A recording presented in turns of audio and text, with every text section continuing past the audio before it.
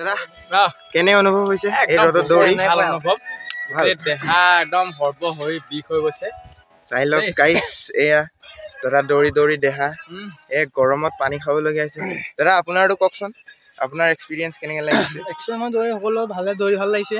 হয়, বিশেষকৈ কষ্ট বহুত হৈছে আমাৰ। হয়, এতিয়া দুপৰীয়াও আহিব আহিছে। হয়, দুপৰীয়াটো বহুত গৰম দেখিছে, লোকে ঘৰৰ পৰা ওলাব পৰা নাই, আমি ৰ'দ দৌৰিবলগীয়া হৈছে। বহুত কষ্ট আৰু এনেই এতিয়া বৰ্তমান আপোনালোকৰ পুলিচৰ কি আপডেট দিছে চৰকাৰে, এইটো ক'ব নেকি? চৰকাৰে 23 তাৰিখে আমাৰ এডমিট দিয়াৰ কথা আছে। তাকে কি কৰে, সোমবাৰ এডমিট দিব আমাৰ।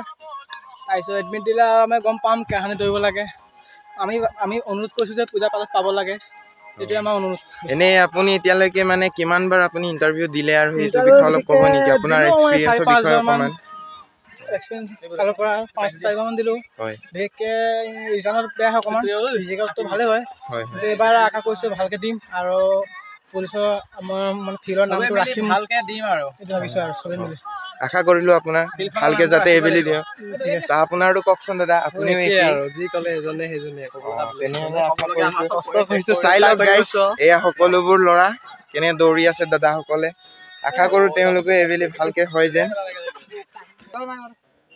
চাই লওক এতিয়া এইকেইজন দাদাই দেখাব আপোনালোকক পোচাপ কেনেকে মানে প্ৰেক্টিচ কৰি আছে, কি কষ্ট কৰি আছে তেওঁলোকে। এতিয়া কেইটামান দেখাব আপোনালোকে চাই যেন। Ready ready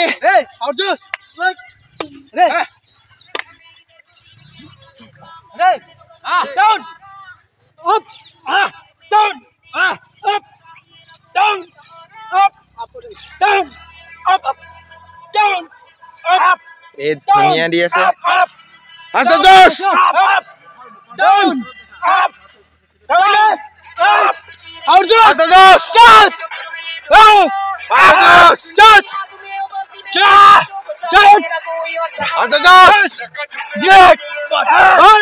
One.